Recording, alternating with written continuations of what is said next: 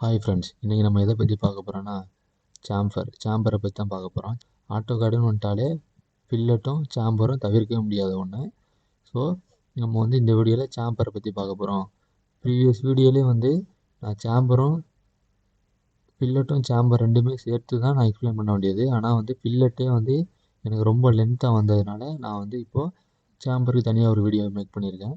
சாம்பர் வந்து 90% வந்து ஃபில்லட் மாதிரியே தான். ஸோ ஃபில்லட்லேயே வந்து ஒவ்வொரு ஆப்ஷன் நான் எப்படி யூஸ் பண்ணணும்னு டீட்டெயிலாக நான் கொடுத்துருக்கேன். அதே ஆப்ஷன் நம்ம வந்து சாம்பருக்கு நம்ம யூஸ் பண்ணிக்கலாம். ஃபஸ்ட்டு வந்து நான் ஃபில்லட்டுக்கும் சாம்பருக்கு டிஃப்ரென்ஸை மட்டும் சொல்லிவிட்டு நான் வீடியோக்குள்ளே போயிடுறேன். நம்ம ஃபில்லட்டில் பார்த்தீங்கன்னா இந்த எட்ஜு நமக்கு வந்து ஒரு ரேடியஸாக கிடைக்கும், அதான் ஃபில்லட்டு. சாம்பரை பார்த்தீங்கன்னா இப்படி கிராஸாக இருக்கும், அதான் சாம்பர். ஃபஸ்ட்டு வந்து நான் உங்களுக்கு வரைஞ்சே காட்டுறேன். சாம்பர் பார்த்தீங்கன்னா மாடிஃபைல ஃபில்லட் வந்து செலக்ட் பண்ணதுக்கு கீழே வந்து நமக்கு சாம்பர்னு இருக்கும். ஸோ சாம்பரை செலக்ட் பண்ணிவிட்டு இப்போ வந்து நமக்கு சாம்பர் வந்து செலக்ட் ஆகிடுச்சு. இதுக்கு அடுத்ததாக கமெண்ட் பாக்ஸில் பார்த்தீங்கன்னா நமக்கு செலக்ட் ஃபஸ்ட் லைன் அப்படின்னு கேட்கும். ப்ளஸ் வந்து polyline, distance, angle, trim, multiple இது எல்லாமே இருக்கும். இதில் வந்து நம்ம பாலிலைனு, ட்ரிம்மு, மல்டிபிள் இதெல்லாம் வந்து நம்ம ஃபில்லட்லேயே பார்த்துட்டோம். சேம் அதே மாதிரி தான் இதுலேயும், இதுக்கு நோ டிஃப்ரென்ஸு. அதனால் அந்த ஆப்ஷன்லாம் நான் இதில் எக்ஸ்பிளைன் பண்ண போகிறதில்ல. சப்போஸ் இது வேணும்னா நீங்கள் அந்த வீடியோவில் போய் பார்த்துக்கலாம். ஜஸ்ட்டு நான் வந்து ஒரு சாம்பர்னால் எப்படின்னு மட்டும் எக்ஸ்பிளைன் பண்ண போகிறேன். இப்போ வந்து நம்ம ஃபில்லட்டில் வந்து வந்து ரேடியஸ் கொடுப்போம். அதுக்கு பதிலாக நம்ம சாம்பரில் வந்து டிஸ்டன்ஸ் கொடுப்போம். டிஸ்டன்ஸ் கொடுக்கும்போது டிஸ்டன்ஸ் 1 அண்டு 2ன்னு கேட்கும். ஸோ வந்து டிஸ்டன்ஸ் வந்து ஃபஸ்ட்டு சைடு டிஸ்டன்ஸ் வந்து நம்ம 1ன்னு கொடுக்குறோம்.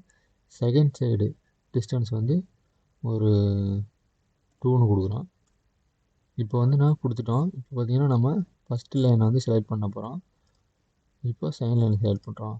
செலக்ட் பண்ணதுக்கப்புறம் தெரியும், இப்போ பார்த்தீங்கன்னா தெரியும், செகண்ட் லைனில் வந்து நம்ம யூனிட் 2ன்னு கொடுத்ததுனால இதோட டிஸ்டன்ஸ் அதிகமாக இருக்குது.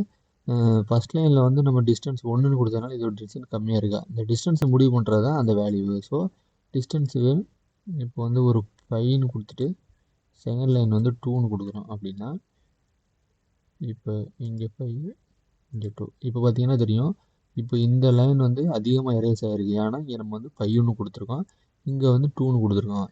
இது ரெண்டுக்குள்ளே இந்த டிஸ்டன்ஸோட ஃபங்க்ஷன் இது தான். இது நல்லாவே உங்களுக்கு புரிஞ்சிருக்குன்னு நினைக்கிறேன். இதுக்கு அடுத்தது வந்து பாலிலைன் கொடுத்தோம்னா நமக்கு 4 லைனுமே ஃபுல்லாகவே மாறிடும். இதுதான் பாலிலைனோடது. இதுக்கு அடுத்ததாக பார்த்தீங்கன்னா ஸோ இதில் வந்து இப்போ மற்ற ஆப்ஷனில் பாலிலைன் வந்து நம்ம ஃபில்லட்டில் யூஸ் பண்ண மாதிரியே தான் அதுவும் பார்த்துருப்பீங்கன்னு நினைக்கிறேன். அதுக்கு அடுத்தால் மல்டிபிள்னு அதே மாதிரி தான் நம்ம ஃபில்லட்டில் பார்த்த மாதிரியே தான்.